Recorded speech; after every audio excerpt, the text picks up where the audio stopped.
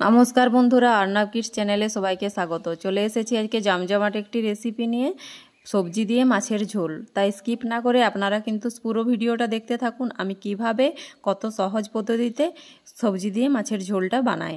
তার জন্য আমি এখানে নিয়ে নিয়েছি 500 গ্রাম রুই মাছ, সুন্দরভাবে কেটে আমি পরিষ্কার করে ধুয়ে নিয়েছি। আর এর মধ্যে দিয়ে দিলাম হলুদের গুঁড়ো আর দিয়ে দেবো লবণ। এরপর এই হলুদ আর লবণ আমি মাছের মধ্যে খুব সুন্দরভাবে হাতে করে মাখিয়ে নেব। দেখুন আমি হাতে করে হলুদ আর লবণটা মাখিয়ে নিলাম। এরপর গ্যাসের মধ্যে আমি কড়াই বসিয়ে দিয়েছি, কড়াই গরম হয়ে গেছে। এর মধ্যে দিয়ে দেবো পরিমাণ মতো সরষের তেল। আর এই সরষের তেলে আমি ভেজে নেব কেটে রাখা সবজি। দেখুন এখানে পটল আর আলু আমি ঠিক এরকমভাবে কেটে নিয়েছি। এরপর এগুলো আমি ভেজে নেব। দেখুন তেলের মধ্যে পটল আর আলু আমি দিয়ে দিলাম। এরপর এখানে দিয়ে দেবো এই পটল আর আলুর মধ্যে অল্প পরিমাণে হলুদের গুঁড়ো আর লবণ। দেখুন এরপর এগুলো আমি খুব সুন্দরভাবে ভালো করে ভেজে নেব নাড়িয়ে চাড়িয়ে।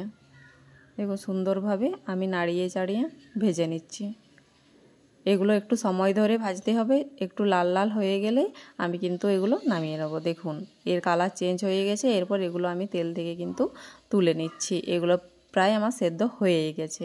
এরপর এই তেলের মধ্যে দিয়ে দিলাম মাছ। দেখুন এক এক করে আমি সব মাছগুলোই কিন্তু তেলের মধ্যে ছেড়ে দিচ্ছি আস্তে আস্তে। দেখতে পাচ্ছেন তেলটা কিন্তু পুরোপুরি গরম হয়ে গেছে। মাছ ভাজার সময় কিন্তু আপনাকে একটা জিনিস খেয়াল রাখতে হবে, তেলটা যেন খুব ভালোভাবে গরম হয়, নাইলে মাছ কিন্তু কড়াইয়ের নিচে লেগে যাবে।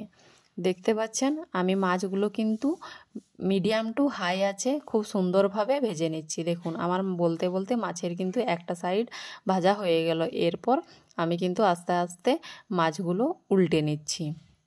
দেখুন উল্টে পাল্টে মাছগুলো একটু আমি সময় ধরেই খুব ভালোভাবে ভেজে নেব। দেখতে পাচ্ছেন মাছের কালারটা কত সুন্দর দেখাচ্ছে। আমার মাছের একটা সাইড কিন্তু ভাজা হয়েই গেছে। এরপর আরেকটু সময় ধরে আমি মাছের আরেকটা সাইড কিন্তু ভেজে নিচ্ছি খুব সুন্দরভাবে। দেখুন আমার মাছ কিন্তু প্রায় হয়েই এসছে। এরপর একে একে আমি মাছগুলো নামিয়ে নিলাম। দেখতেন মাছের কালারটা কত সুন্দর হয়েছে। আর ওই তেলের মধ্যেই আমি দিয়ে দিলাম ফড়ং, দিয়ে দিলাম গোটা জিরে আর দুটো তেজপাতা ফড়ঙের মধ্যে।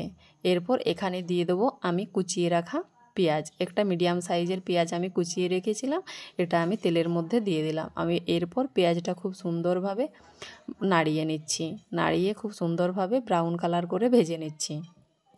দেখুন আমি পেঁয়াজ আমার কিন্তু ভাজা প্রায় হয়েই এসছে।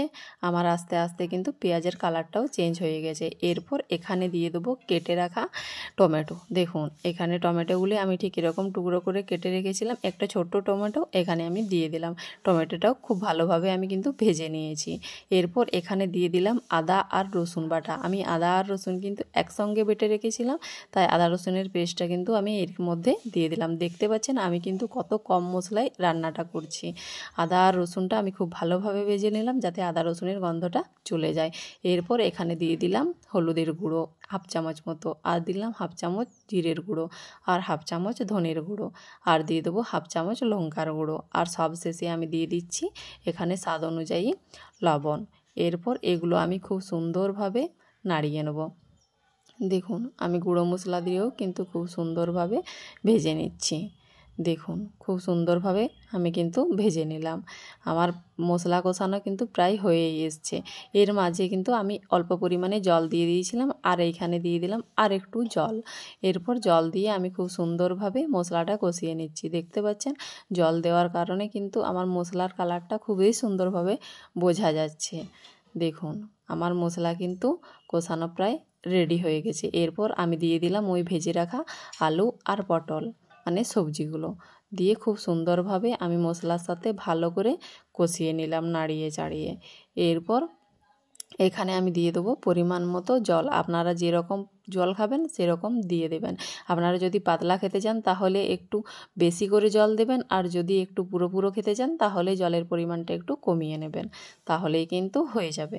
দেখুন এরপর এটা আমি খুব সুন্দরভাবে দেখুন ফুটে এসছে, সময় ধরে ফুটিয়ে নিয়েছি। এরপর মাছের পিসগুলো কিন্তু আমি এক এক করে এই ঝোলের মধ্যে ছেড়ে দিচ্ছি। আমার ঝোল কিন্তু প্রায় রেডি হয়ে গেছে। দেখুন এরপর মাছটা দিয়ে আমি কিছুক্ষণ সময় ধরে প্রায় 5-7 মিনিট মতো মতো ফুটিয়ে নিলেই কিন্তু আমার সবজি দিয়ে মাছের ঝোল পুরোপুরিভাবে রেডি হয়ে যাবে। দেখুন কত কম মশলায় আমার মাছের ঝোলটা রেডি হয়ে গেল। দেখতেও অপূর্ব সুন্দর লাগছে, খেতেও কিন্তু অসাধারণ লাগবে। যদি আমার রেসিপিটি ভালো লেগে থাকে অবশ্যই আমার চ্যানেলটিকে সাবস্ক্রাইব করে দেবেন এবং লাইক, ফলো, শেয়ার, কমেন্ট করতে একদমই ভুলবেন না। ফিরে আসছি নিত্য নতুন ভিডিও নিয়ে। ততক্ষণ ভালো থাকুন, সুস্থ থাকুন, সাবধানে থাকুন। দেখা হচ্ছে নেক্সট একটা ভিডিও।